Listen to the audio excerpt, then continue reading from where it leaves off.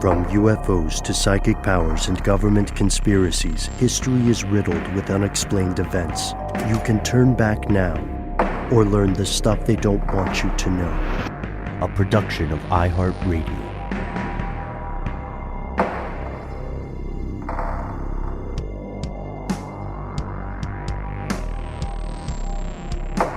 Hello, welcome back to the show. My name is Matt. Our colleague Noel is on an adventure. They call me Ben. We're joined as always with our super producer, Alexis, codename Doc Holliday Jackson.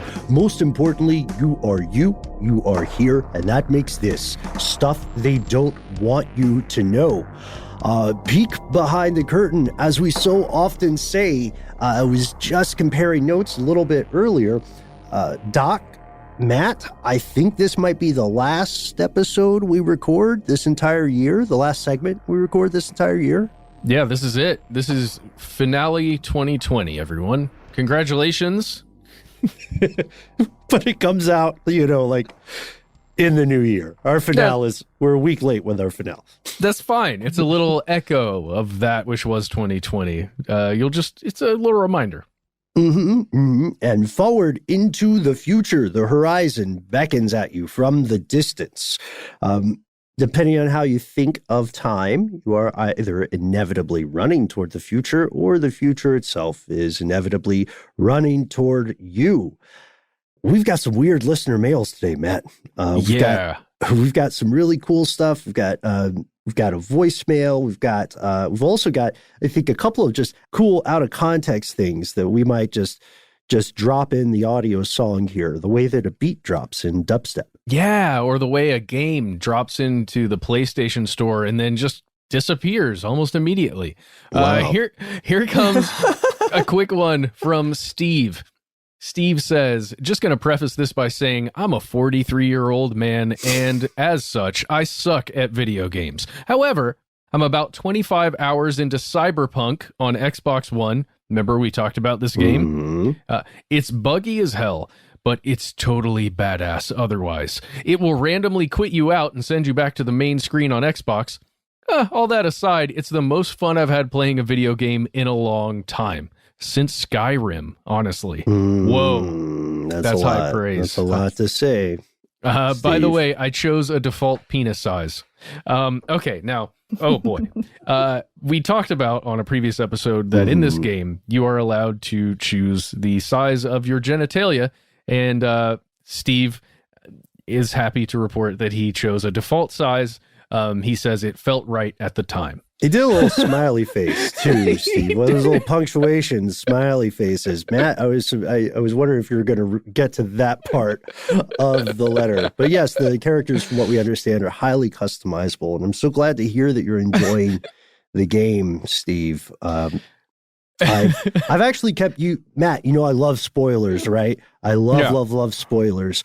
It's kind of a way to spit in the eye of linear time, I guess. But I have not spoiled much of the story of Cyberpunk for myself. And I have you at this point? No, I have not. The most I have done is watched Video Game Donkey's video, his coverage of it. Shout out to him, by the way, and anyone who watches his videos. I've been watching him for a long time. Ben and I have shared a few of those in the past. Big shout out to you. May you continue forevermore, sir. Yes, well said. I'm a little torn about which direction we should go in. Matt, I'm thinking the voicemail makes for a nice segue. What do you think? Oh, yeah, sure. Let's go to ye old voicemail. We received a message from Veronica, and they asked if we could look into something called RandoNautica.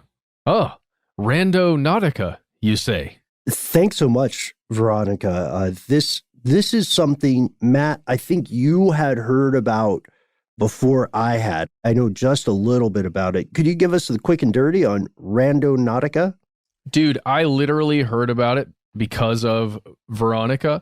I read a story about a weird occurrence that had to do with this app and some users of this app, but I did not connect RandoNautica and this story together. I'm sure it was in the reporting. It's just, in my mind, it wasn't about the app. It was about this weird occurrence that I was reading about. my goodness, I feel like I've stumbled on a brand new stage of my life, Ben. RandoNautica is, or at least it purports to be, a real life choose your own adventure that you get to play every day whenever you open the app and choose to use it. Doesn't that sound enticing? Doesn't that sound exciting? Well, let me just tell you what it says on the website, RandoNautica.com. RandoNautica is the world's first quantumly generated choose-your-own-adventure reality game. Explore the world you never knew existed. What? What? Here's more just from the website about what this thing is. It says the app puts the user in the director's chair of an adventure story yet to be written. By using the app, the user can break from their mundane day-to-day and take a journey of randomness into the world around them. Transmundane, you might say? Transmundane, very much. Oh, this episode is going to work so nicely together. We're in the thick of it. Let's see. We're working live. I got you, though. So that's pretty, in Tennessee, these terms would be called highfalutin. Oh, these are highfalutin. I'll tell you what. Listen to this. It says, break out of your reality tunnel, recalibrate your mind, and have fun on an adventure into the world you never knew existed. Welcome, future Randonaut. So it sounds so wonderful, and it is ridiculously simple at the heart of it. This is an app that is literally just getting you to walk somewhere within a certain distance from wherever you are and to explore that area. That's literally what this is. That is it. But it has been purported to be the reason behind a lot of strange occurrences. Because this is, from what I understand, this app is more of a formalization of an earlier practice. It's something that a lot of us have done accidentally. Randonauts existed before this app. Randonauts are just people who would find a location near to random as they could, maybe using a random numbers generator to find coordinates, and then they would just go explore. So this is an evolution of that, which I quite enjoy, even though I have I don't know. Let's walk through it. It sounds interesting, but I don't think either of us have used the app yet, have we? No, I have not. To be honest, I'm a little weirded out by it, but it's not because of the creators or anything behind it. It is just during the times when, that we're not, at least in Atlanta, we're not in any kind of imposed physical lockdown, but I would say a lot of us, including myself and my family, are attempting to minimize the number of locations we travel to. So the concept of just going out randomly to some location or just even traveling unnecessarily feels like probably a bad move, but it doesn't mean it necessarily is for you or for your situation or where you are. I'm just speaking for myself here. But to get back to the story that I was telling you about that I'd read about previously before hearing about the app, there was an occurrence. Oh gosh, I think it was in June. Maybe I'm wrong. I don't know the exact date of this, but not long ago this year, a group of younger people were using this app out in West Seattle when they were just, exploring an area like the app tells you to do. You go to these random coordinates that are within, a certain, I believe is a certain radius of the user. They go out to these coordinates and then you're meant to use your intention to explore the area as though, it's a brand new place, because it is. And just get yourself out of your own headspace that you're kind of stuck in. And they happened upon, I believe it was a bag of some sort that had the remains of two human beings, a 27-year-old and a 36-year-old. I believe one was male, one was female. And essentially they stumbled onto a homicide investigation, or they started a homicide investigation because of their exploration with this app.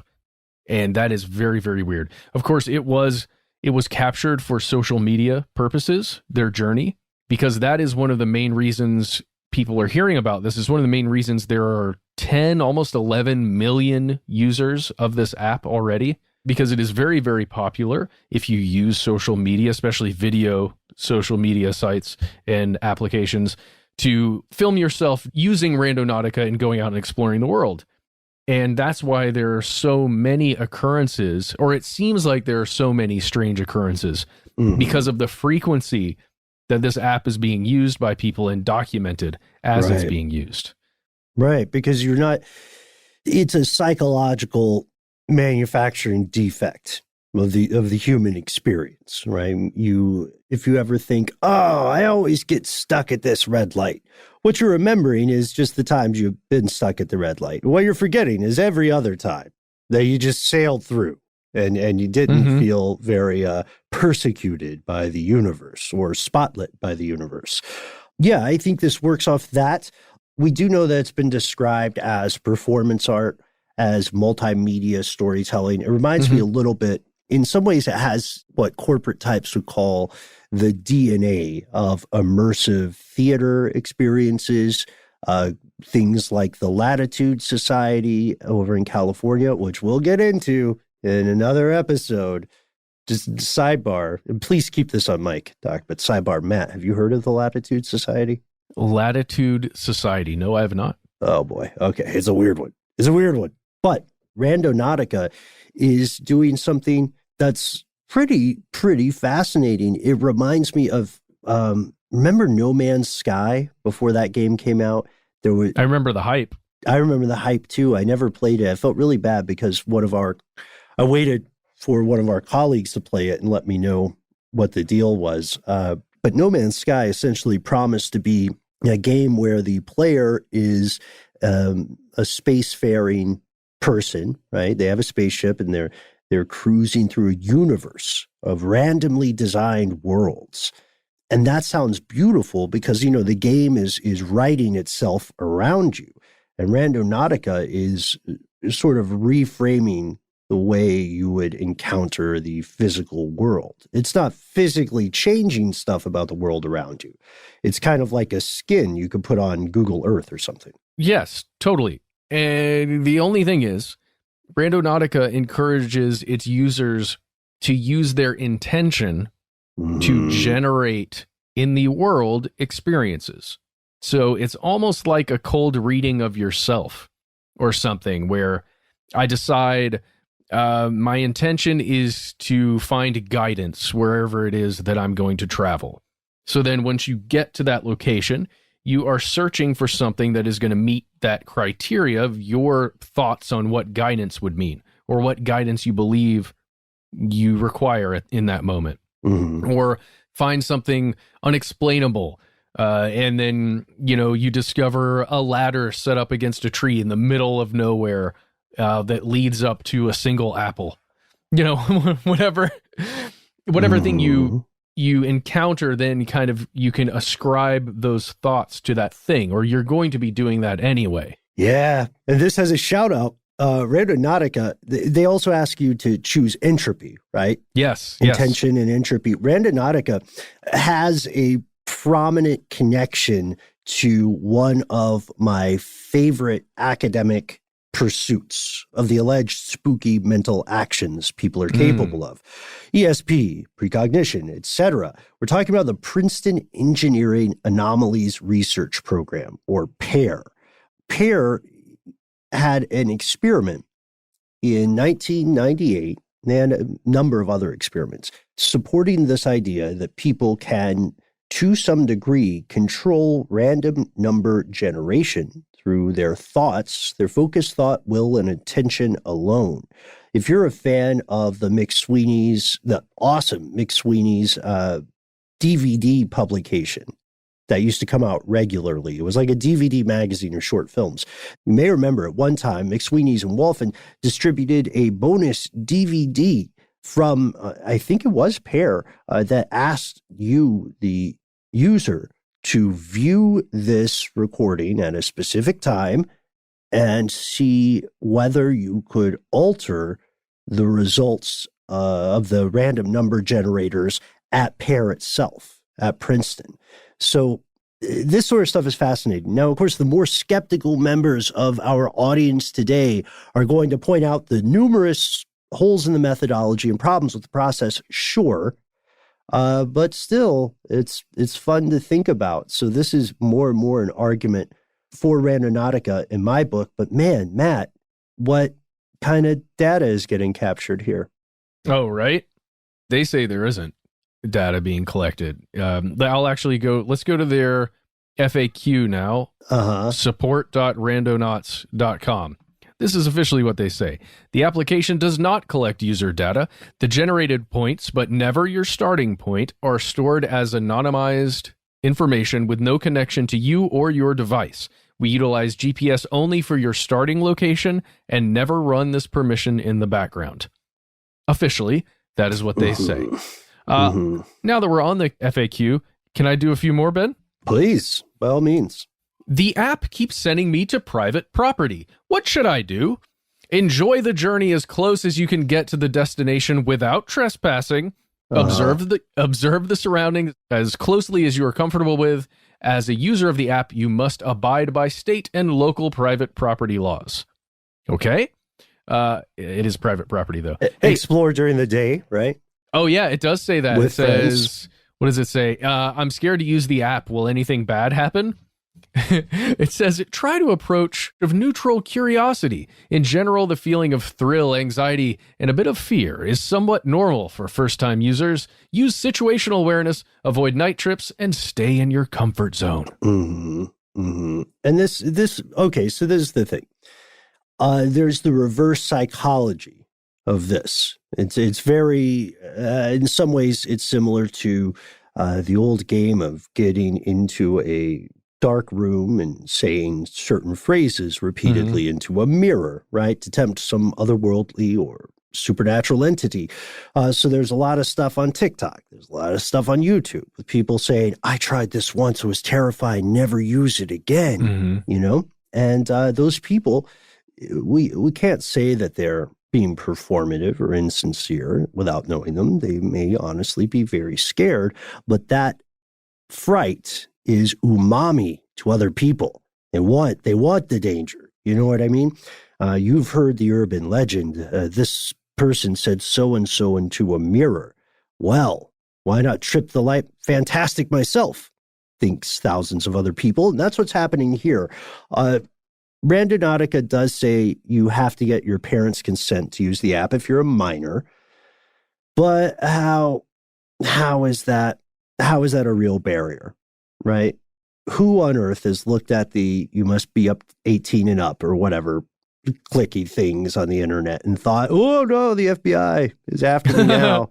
They're going to get me because I'm 16 or whatever. This guy, when I was... that was you? 14 or 15. And yeah, I don't know. I think it's worth exploring. It'd be a fun thing to do. I enjoyed geocaching as well, though, so I'm biased. But as far as whether or not intention can affect the random number generation, I don't know. I'm curious. I'm curious, Matt. What do you think? I don't necessarily think it can, but who knows? I mean, prove to me we're not in the Matrix right now, Ben. Can you? No, you can't. So who knows? Who knows? Maybe there is a way to game the system. I'm just unaware of it, because if I was, I would be using it right now. So let's take a break, and I'll try and influence this ad to be, what am I going to influence it to be? World of Warcraft. Oh man, the weird tense nature of our partnership. All right, I'm there with you. Okay, no whammies. Okay, here it goes.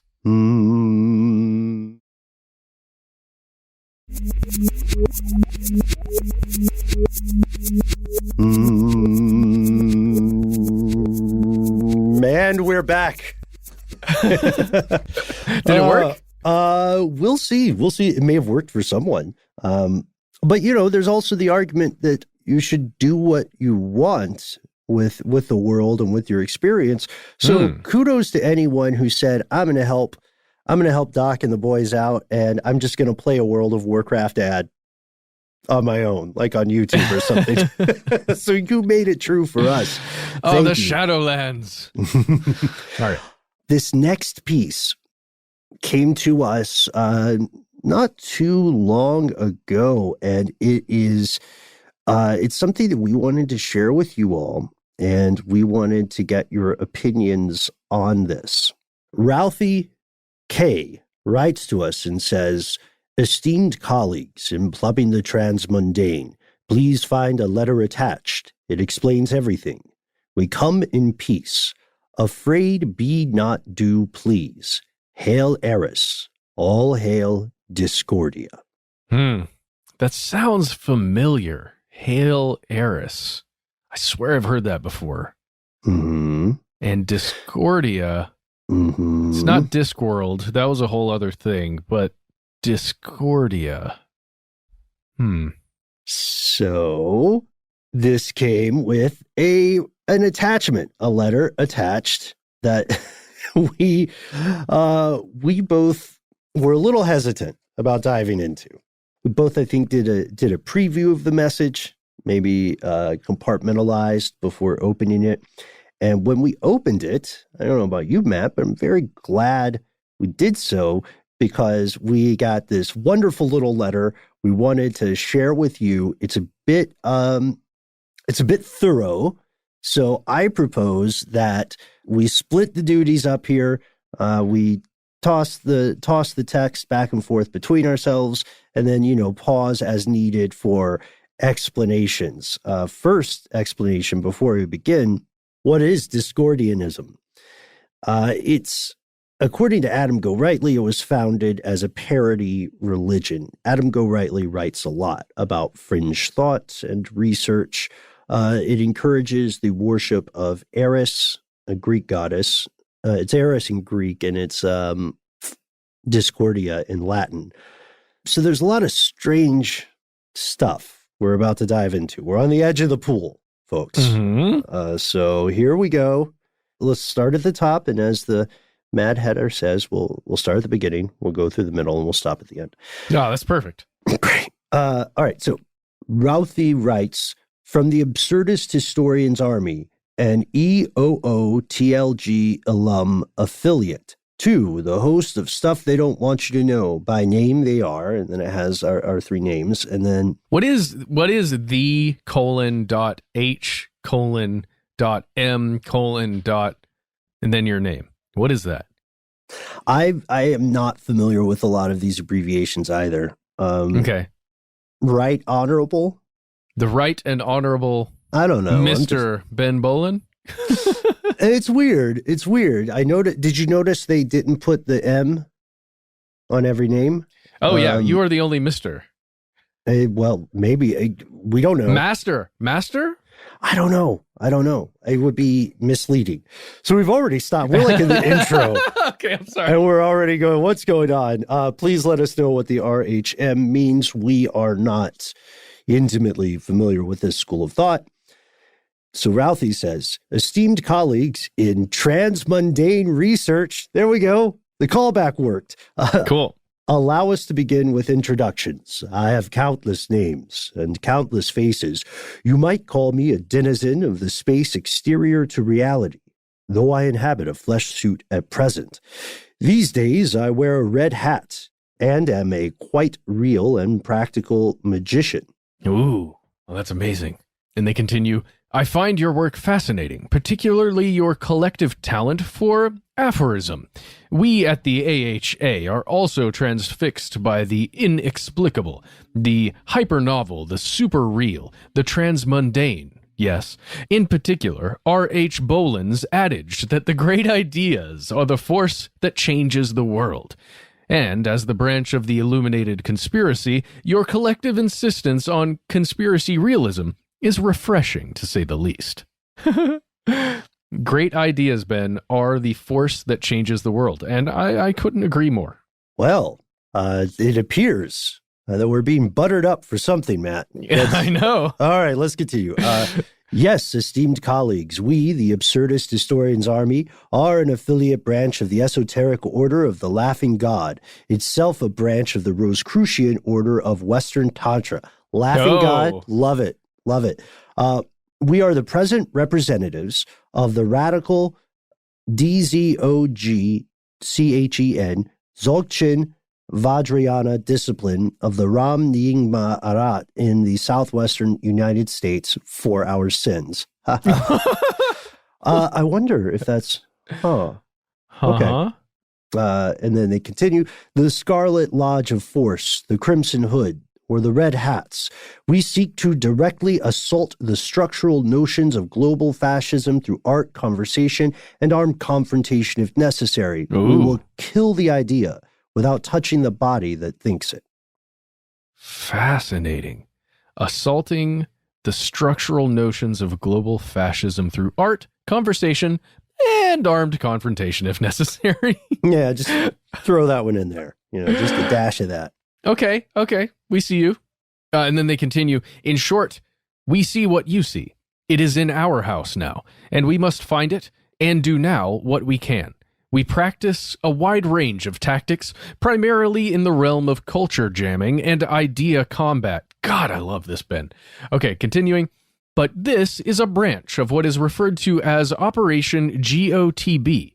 We have a document regarding higher metaphysics, which would be more of a definite interest to you, and would be happy to send a copy with no strings attached. Let me just say, go ahead and send it, please. Mm-hmm.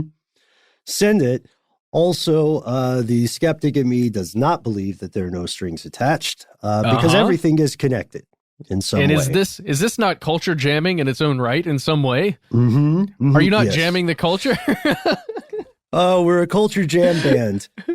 Us and this person.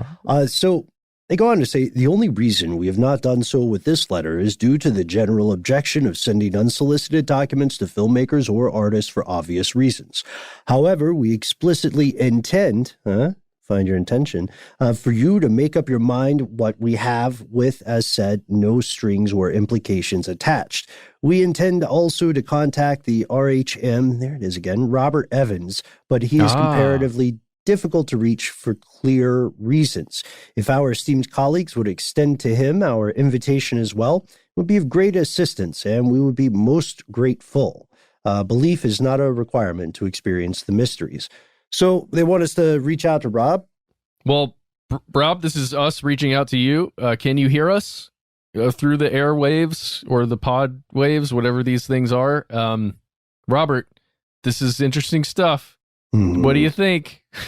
He is doing great work, by the way. I can't say enough about him. Working his butt off, too. And, see how many shows he's got right now? Mm-hmm. And dear listeners, I highly recommend all of them. We should probably have him on the show at some point. But to our wonderful correspondent, we're so glad to hear that you are aware of and supportive of the work of RHM Robert Evans. And so now our author goes on to give us a series of questions. Oh, yes. In fact, they say, allow me to pose a series of questions. Who am I? Before you immediately read my signature, who am I without that context? Can you guess my name? I am, if it helps, pleased to meet you all, albeit in absentia. What is anything without its context? Do you see how I just became myself by context? Does anything have any definability at all without a comparison? Light and dark, yes. The light must be bright enough to reveal the dark, and the dark must be deep enough for light to truly appear. Well, let us speak of chaos. I got some chills. That's an excellent read, Matt.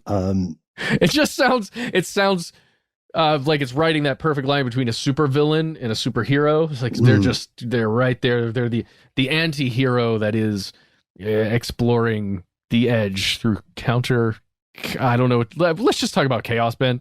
Okay, chaos. So look around. The letter continues. What is the most abundant thing? What abounds in every place, regardless of what else abounds upon it?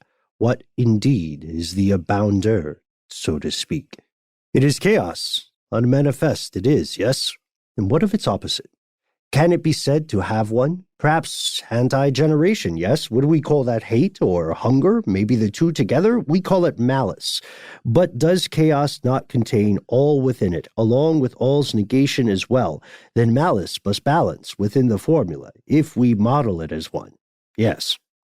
I love how it also, writing style-wise, I love how at the end of some, larger conclusions, there's just a comma, yes. I'm going to start writing that way.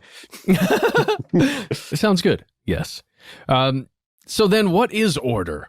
Not the opposite of chaos, as pedestrian philosophy would have it. The opposite of order is disorder, the actual dipole, defining the rotive motion of neophobia and neophilia.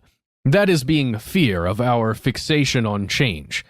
It is evident neither is correct entirely, but that one must stand in the middle of a bridge between the two islands. Yes, overall is the overall of chaos, nested within it, the hodge and the podge, the anaristic and the aristic, order, disorder, the halves of chaos undivided. It is the tension of hodge and podge that makes this the world of 10,000 things. Truly, do many things come to pass? And in closing, our author says this is an invitation into the highest mystery. Again, interesting wording here. Afraid, be, do, please, not. Instructions to continue correspondence. And then a very direct first person closing here. I promise I am not a serial killer or a stalker. I mean absolutely no harm. There's only an invitation. It may be refused with no offense taken. I think any invitation should be something people can refuse with no offense taken. Under this letter, or that part of the letter, it ends with the eschaton has been immanentized. And then we see writing in red. Help me out, Matt. That's definitely red, right? That is red, yes. Okay. And it also appears to be German. Am I incorrect here? I believe you're correct, yeah. Or wait, yeah, I'm seeing some, it looks German to me. Unless we're going, oh, wait, it's Hail Eris, Hail Hecate? Mm-hmm. Ooh, Ave Infinitum, Rubum Rex. Interesting. Are they just trying to get us to say these things on air, Ben? Right, yeah, maybe to amplify the spell. Uh-oh. Now, Matt, as you pointed out, some parts of this letter are in a different language, and one of those languages is German.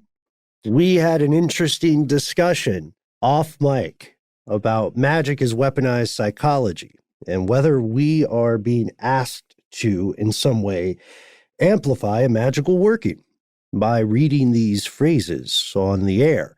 In our reasoning, we don't want to accidentally participate in a spell, whether or not you believe in them. We certainly don't want to accidentally draw in you, our fellow conspiracy realist, as part of it, outwitting members of a spell. So we figured we would read the English translation of some of these phrases, and that probably won't have the same effect, right? If I understand this correctly. One hopes that this was not anticipated. Right? Yes. Ooh, well done, Matt. Okay, so, all right, let's do it, though. What do you think? You want to hear the English? Why don't you do one? I'll do the middle one, and then you do the last one. Is that okay? Okay. All right. Just from that top phrase? Mm-hmm. Okay, great. So the first phrase is eternal flower power. Eternal acid power? Is that what you're getting? That's what I'm seeing? Mm-hmm. And the last one is, I see the fourth color. Oh, you do? Which is you great. You would be the one. I'm partially colorblind. I need all the colors I can get. So we looked in, and it doesn't seem like anything malevolent. You know what I mean? No. They're great little observations, aphorisms, concepts. Everything is true. Nothing is permitted. Will that stop you? Have you ever noticed that the only things you notice are the things you notice you just did? Dude, I love that. Again, afraid be, do not please.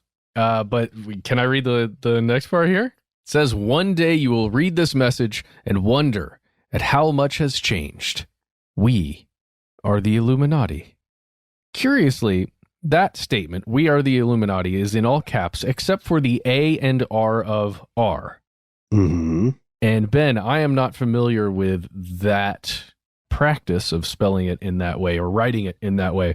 That's certainly new to me. And throughout this entire thing, I feel like such a novice in all of the transmundane. I need to level up a lot. Wow. I'm fully on board. This is so weird. This seems kind of cool. I'm fascinated. I've seen some stuff like this before, but not addressed specifically to us. So we're flattered. We're very flattered. Let's check in.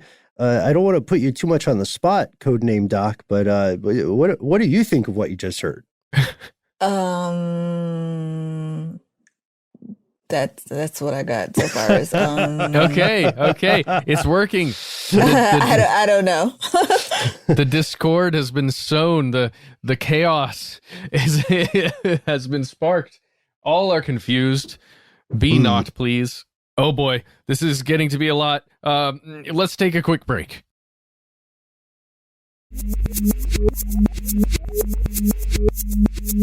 And we're back. Very well. Further into the depths. So a real and practicing magician.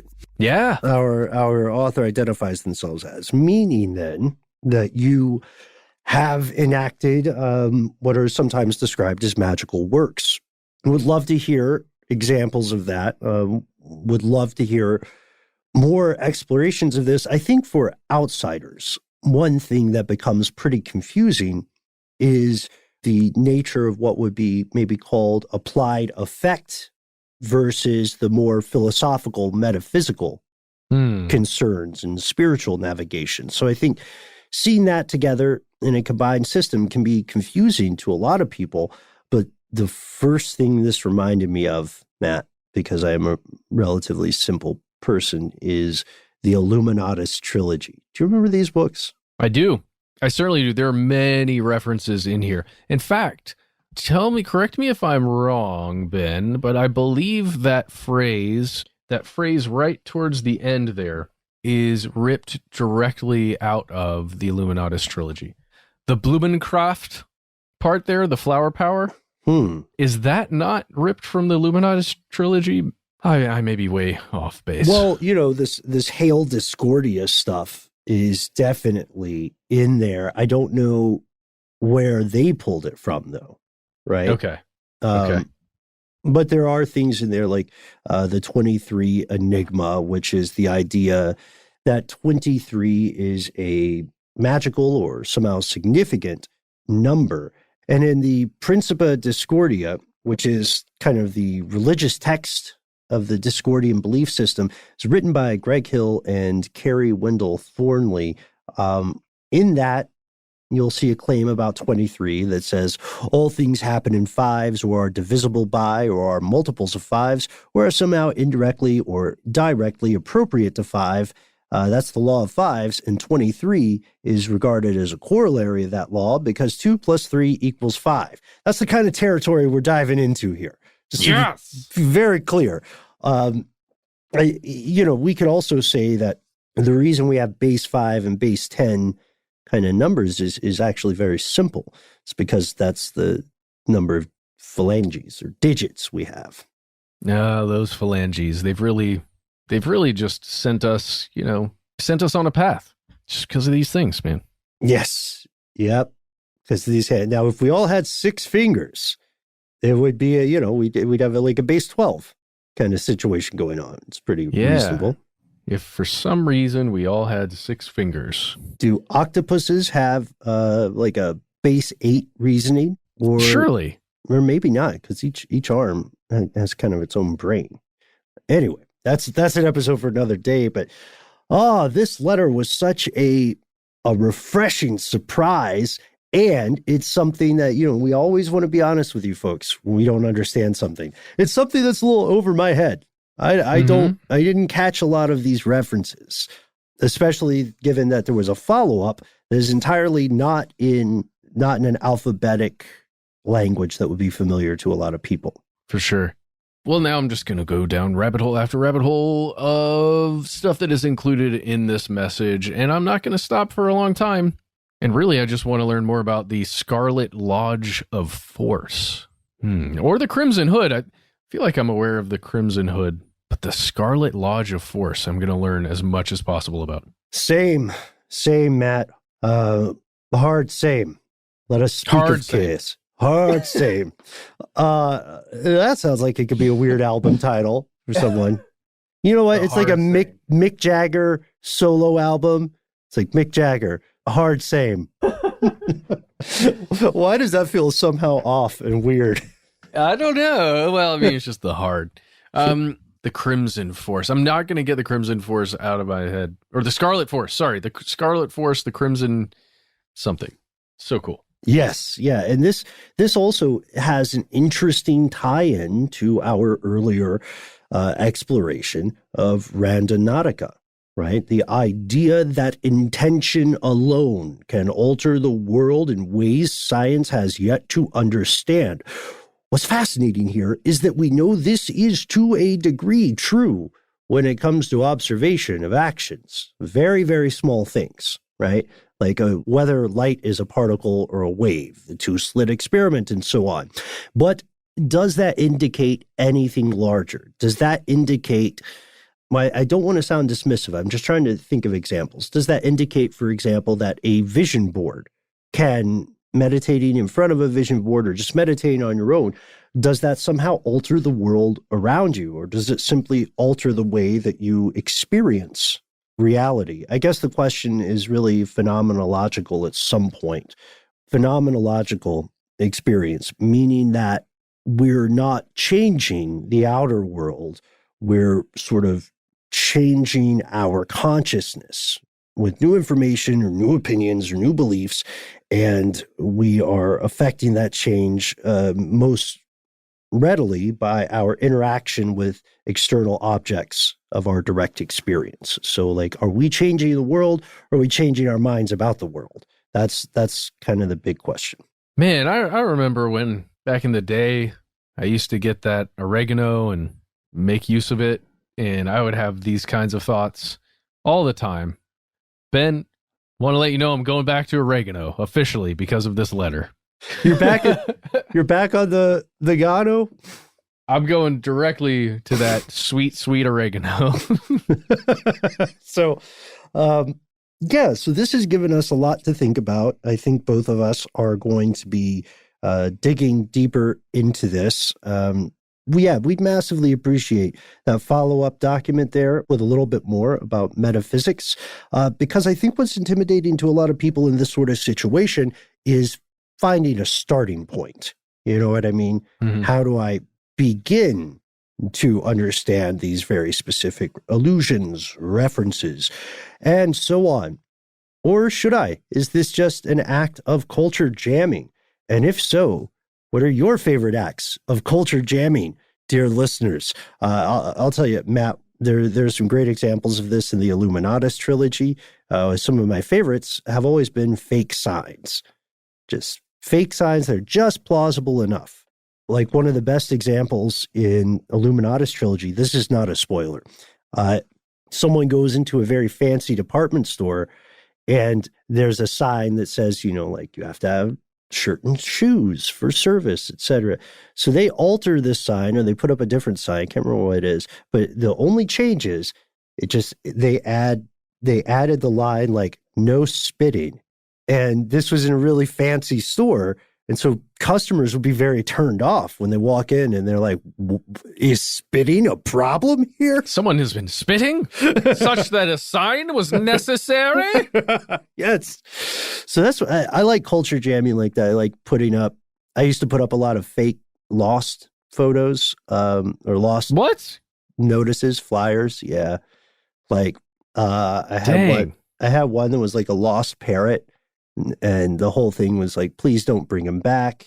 He's a monster. Run away if you see him. That's pretty funny. Don't make eye contact. Don't listen to his name. Don't listen to what he says. He will lead you astray. That's amazing. Oh, wow. That's really great. Hey, this has nothing to do with that. I'm so sorry. I had a picture just flash in my mind. As a family, we watched this new Pixar movie, Soul. Oh, yeah, that just came out. Mm-hmm. Pretty glorious. It includes a different view of eternity and the construct of the universe and the metaverse and all that is reality and unreality. I would just recommend it for, maybe not super young kids, but anyone who has a budding curiosity about how life functions and all of that stuff. It's an inspirational story, I would say. All right. One for the adults, too? Yeah. Oh, yeah. I cried my eyes out. Oh, Pixar does that to me every time. Cheers, Pixar. Oh, God. Pixar is, they've got a formula. It works. Mm-hmm. Yes, I would love to check that out on your recommendation, Matt. I'm also going to be rereading Illuminatus Trilogy. Want to hear your examples of culture jamming. Just one more personal example. I put up I think the dumbest one is I put up missing posters for a boomerang, and the instructions were always just like, wait here. So let us know what you think, what kind of little pranks like that you've done. As long as they don't hurt anybody, as long as they help us look at the world in a new and interesting way, we're in general all for them.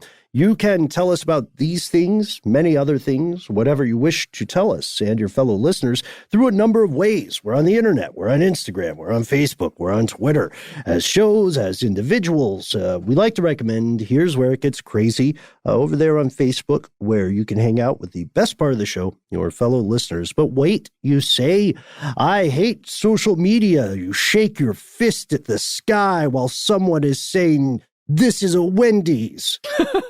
There are other ways to get in contact with us. You can just dial us up. You can give us a call. That's right. Our number is 1-833-STDWYTK. You can leave us a message with a suggestion for a show that you want us to cover, for one of these, just something you want to have, a quick chat about with us through your headphones, because we'll chat with you that way. If you want someone to actually call you back, it might happen. Beware. And also, yay. Let us know if you do not want your name or your voice to be used on the show. That would be very helpful to us. Otherwise, if it gets left on our voicemail, we're just going to think of it as usable. What else here? Ben, if people don't like that stuff, but they still want a new shirt that's like really cool, is there anything they can do? Why, yes, Matt, you can go to TeePublic, where we have T-shirts, mugs, all kinds of weird stuff. Just search TeePublic, stuff they don't want you to know. You'll see some pretty cool swag. We also are working on some new designs that'll be coming out in 2021. So don't delay. Get the old school ones before they are gone. We also would love to hear a review from you if you want to help out the show. That's the best way. Just drop over by whatever Apple is calling their podcast thing now. I think it's currently podcasts. Yep. And then leave us a review. And if you have something to say, if you have a Bukowski-esque bluebird in your heart, but you don't want to share it over social media and you don't want to ever use the phone, we have one more way that you can always contact us. That is our good old-fashioned email address, where we are conspiracy@iHeartRadio.com. Happy New Year, everyone. Happy New Year.